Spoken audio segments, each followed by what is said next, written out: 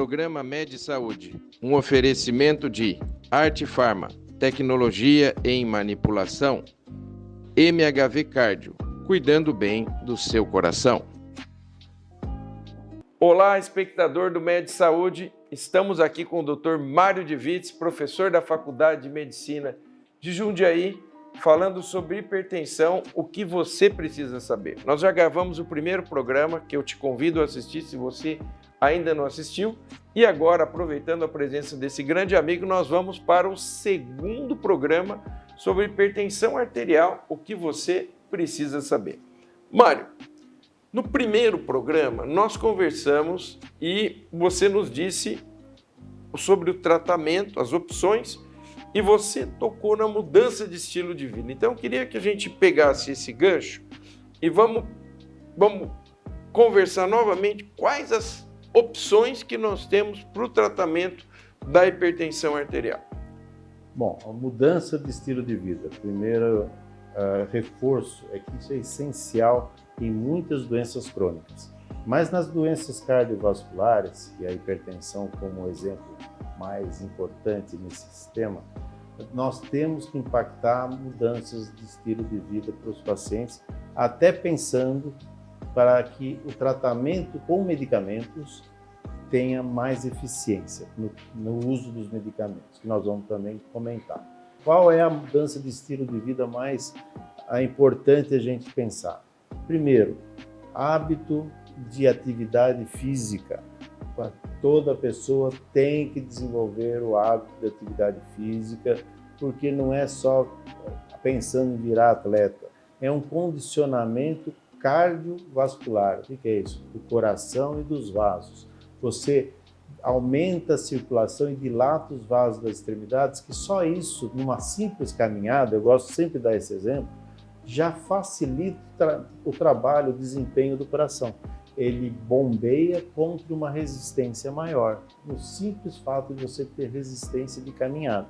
As atividades físicas, preferencialmente aeróbicas, mas não está descartado, e hoje já foi mudado também nas diretrizes de cardiologia, que os exercícios anaeróbicos também são importantes para um bom condicionamento cardiovascular. Além da atividade física, é mudança de controle na dieta. A dieta é sempre uma coisa que impacta muito porque envolve muitas doenças junto, né? O colesterol, o triglicéridos, o diabetes, a resistência da população. Eu falo que a dieta está muito relacionada hoje em dia aos prazeres que muita gente não consegue ter na correria, na ansiedade, canaliza na boca, canaliza, né? Na alimentação e na boca. Mas nós temos que ter algumas coisas em mente. Na maioria das vezes, nós temos uma boa resposta no controle da hipertensão, na ajuda desse controle, com um controle restritivo de sal. Quando nós falamos em uma dieta com pouco sal, não é zero sal. Muitas vezes todo mundo fala, mas tem que tirar totalmente o sal? Não, precisa moderar o sal.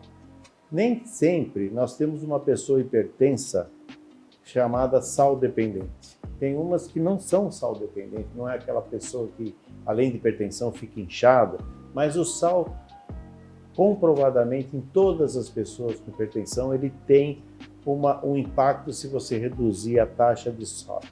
O sódio, especificamente, tenha uma ideia que o suplemento tem que ser, em média, 3 gramas de sódio a mais na dieta como tempero das 24 horas. É menos de uma tampinha de caneta Bic, né? Tem esse exemplo crônico na medicina. A média do brasileiro é de 12 a 15 gramas. Então, 5 vezes mais de sal só para complementar o tempero da dieta. Então, veja o risco para a hipertensão. Além disso, a dieta com uma alimentação com carne mais magra, a dieta chamada dieta do Mediterrâneo, com mais peixe, com mais legumes, verdura, isso também ajuda no controle da hipertensão e vai impactar também no controle do diabetes e do controle do colesterol, que impacta também na hipertensão.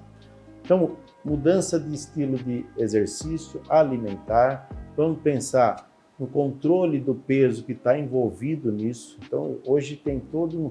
Eu falo que o cardiologista rouba um pouco de cada especialidade. Exatamente. Agora nós estamos roubando da Da endocrinologia, endócrino também. porque a obesidade virou um ponto essencial na abordagem do cardiologista. Hipertensão, não só a hipertensão, como a maioria das doenças cardiovasculares, mas a hipertensão e a obesidade andam juntos.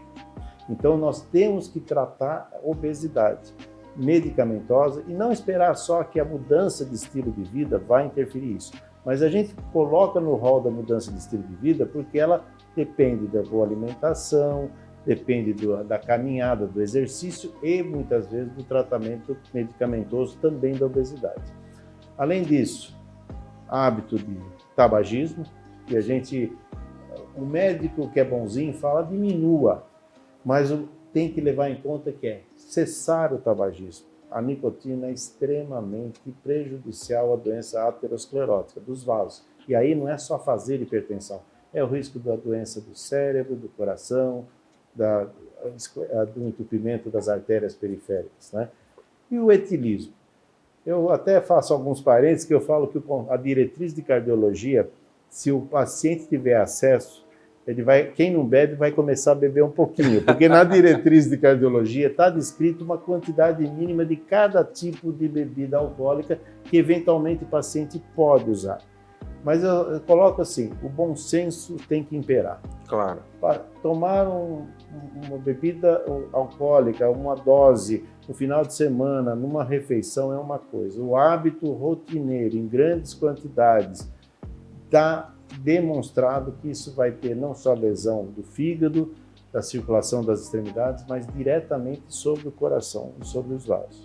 Então, hábito de tabagismo, etilismo, exercício, controle de obesidade e alimentação. Vamos focar nisso. Eu acho que isso traz para a gente já um subsídio importante para que você veja que são coisas que você pode implementar a partir de agora no seu dia a dia, que vai ajudar muito. São os fatores modificáveis que a gente diz. Aqui existem, né, Mário, uma gama de medicamentos, acho que nem vamos entrar nisso, porque na verdade são classes de medicamentos.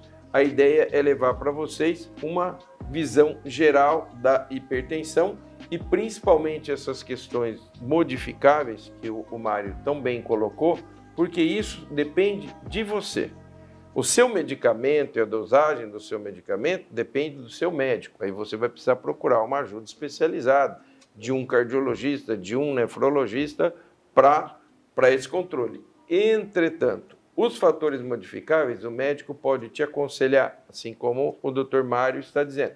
Mas esses dependem única e exclusivamente de você. Essa é a sua parte, a sua contrapartida no seu tratamento, né, Mário? Perfeito. Eu acho que isso tem que ser uma coparticipação do tratamento. O paciente não pode esperar só do medicamento a resolução dos seus problemas. Não tem um medicamento mágico que vai fazer tudo isso por você. E aí, eu acho que em parte nós já estamos aqui nessa pergunta. É possível controlar a hipertensão apenas com o estilo de vida, Mário? Hoje não se caracteriza mais isso. Você pode, ainda na diretriz brasileira, quando o paciente está naquela pressão arterial limítrofe, você pode tentar mudar o hábito e reavaliar em 30, 60 dias. Mas quase está se deixando de lado isso, porque a abordagem tem que ser mais rigorosa no controle da pressão. Então você tem que educar sobre tudo isso, mas já agregar o tratamento farmacológico. E aí entra uma coisa que, antes de falar de tipos de medicamentos, eu acho que é importante, porque é uma dúvida de muitas pessoas. Tenho certeza que você também se depara com isso. Mas o doutor está me dando muito remédio. O doutor me deu 2 ou 3 tipos de medicamento. E aí a medicação, reforço, não se faz mais monoterapia, que é escolha de uma substância. E sim, você tenta associar mais do que um medicamento, porque ele potencializa o efeito do outro, porque a hipertensão, por ser multifatorial, ela tem vários locais de ação e você ajuda com mais do que o medicamento. Então aí reforço mesmo a dúvida de muitos pacientes que falam: doutor, eu estou tomando muito remédio, estou tomando vários tipos de remédio, está certo, está errado, não dá para tirar um. E hoje em dia... Eles sempre tentam barganhar, né? Troca, né? E hoje, tanto é que uma coisa que não se fazia antigamente, que é uma pílula com mais do que uma substância, hoje está no consenso das diretrizes de hipertensão, porque facilita, tem maior aderência do paciente a tomar num comprimido mais do que uma substância, ativos, né? Com vários princípios ativos e com maior eficiência no resultado do controle da hipertensão. Mário, apenas para nosso ouvinte ter uma ideia, eu te pergunto quais são os medicamentos mais comumente usados no tratamento da hipertensão arterial. Mas essa pergunta o Mário vai responder no segundo bloco desse programa. Não saia daí que nós já estamos de volta.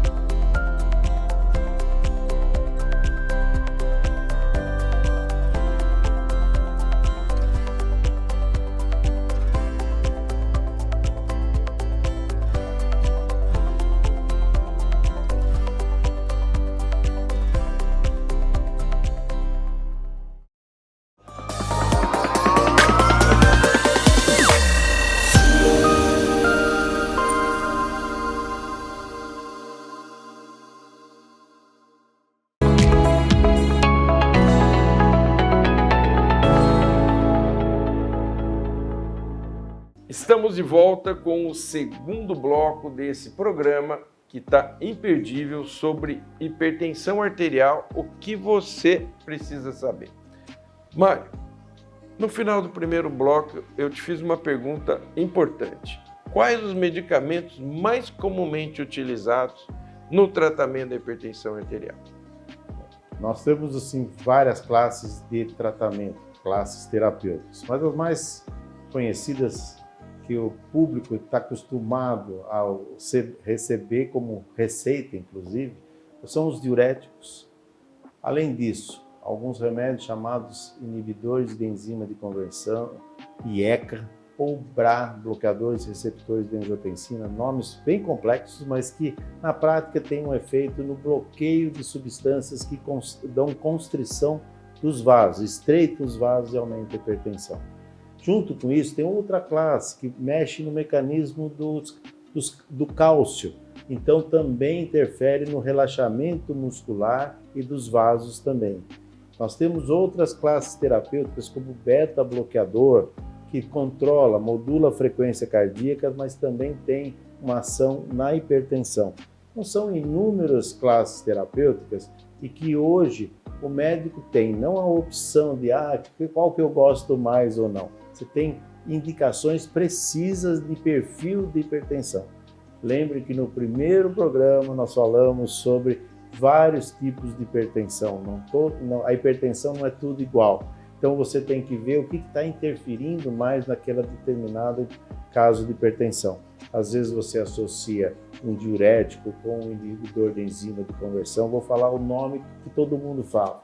Por exemplo, captopril, que não se usa muito, o enalapril, dos bloqueadores de angiotensina, como losartana, valsartana, telmisartana, ou mesartana, são drogas muito frequentemente usadas porque comprovadamente são mais homogêneas, têm um efeito mais prolongado no dia inteiro, quase que dá uma cobertura de 16 a 18 horas, então fica mais fácil porque um comprimido diário facilita a terapia do paciente e aí você vai agregando substâncias na dependência de si. 2 drogas não foram efetivas, você acrescenta uma terceira droga.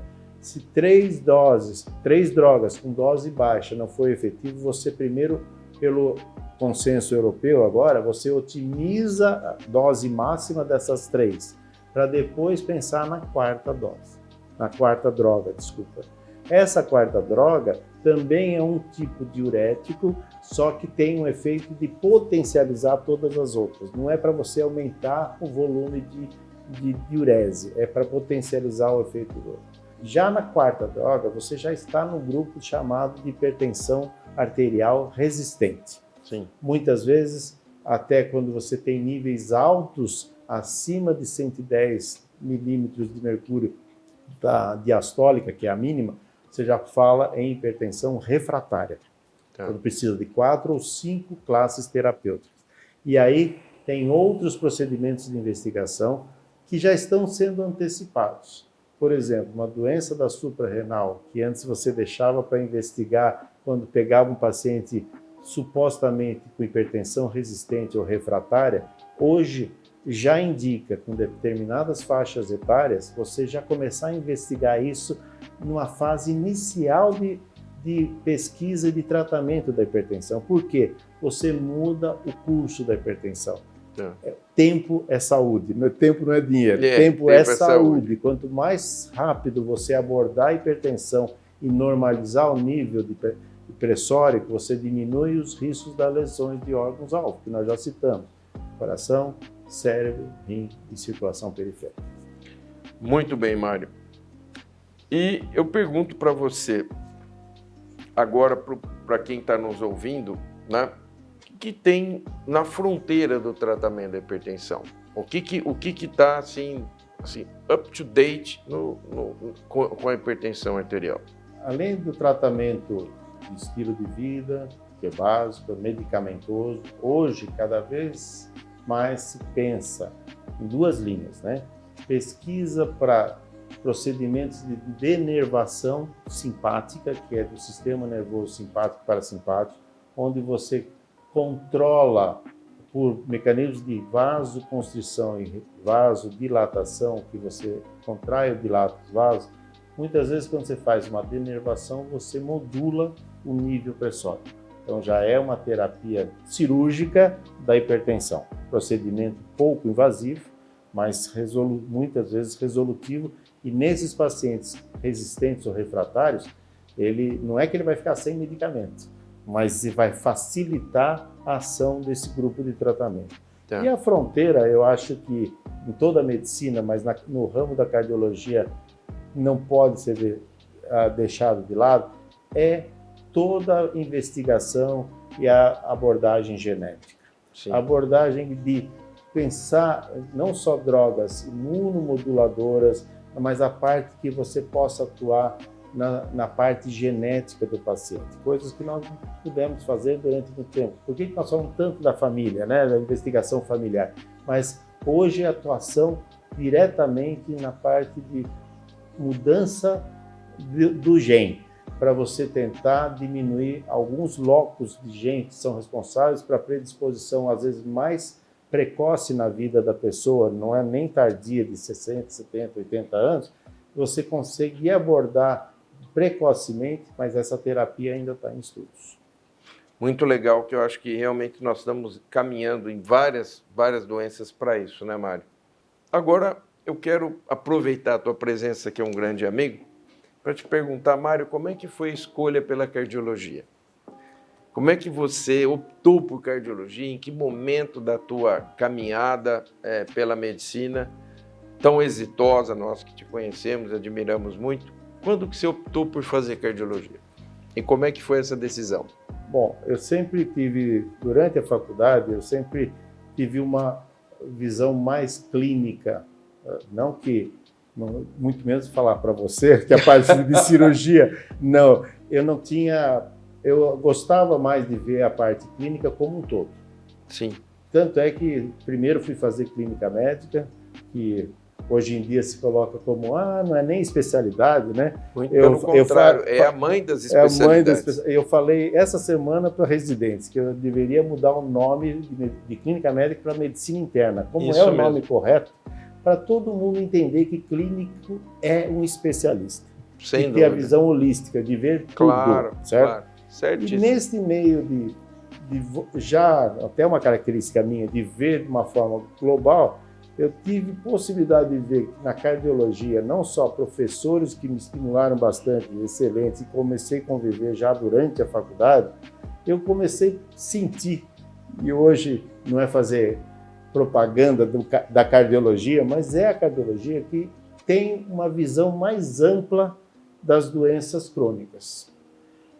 É o médico que está mais voltado a ver não só as doenças cardiovasculares, mas está mais voltado nas urgências e emergências, tem um aspecto de visão também de pacientes que precisam de cuidados pré- e pós-operatórios, pacientes que necessitam de unidade de terapia intensiva. O cardiologista tem essa visão e, para mim, sempre foi uma coisa que me estimulava a ver que eu tinha vários campos que a cardiologia poderia abranger. Então, eu sempre comento até com alunos e com residentes que a cardiologia tem que ser vista não como só, vou saber cardiologia, você tem que saber clínica, você tem que ver o paciente como um todo e que a cardiologia vai te ajudar a ver vários espectros de alterações que muitas vezes não é só cardiologia. Reforçando, como a gente tem falado hoje em dia, nos congressos de cardiologia, a gente tem simpósios. Nós estamos invadindo tudo, né? De endócrino, porque o diabetes virou uma coisa que o cardiologista tem que ter. Tem que saber e tratar. Na parte da nefrologia, se eu não souber atuar sobre as doenças cardiorrenais, eu vou ter problema. E a parte neurológica nem se fala, mas hoje outras doenças como a obesidade, a apneia do sono, que era uma coisa só restrita ao otorrino ou a parte de estética, hoje se sabe que tem um impacto diretamente nas doenças cardiovasculares. Então, várias doenças que o cardiologista tem que saber, conhecer e atuar. Aproveitando esse gancho que você deu, eu quero que o público saiba o seguinte, eu trabalhei muito tempo com o Mário, ele foi meu chefe, porque ele também, além de ser clínico e cardiologista, ele é intensivista.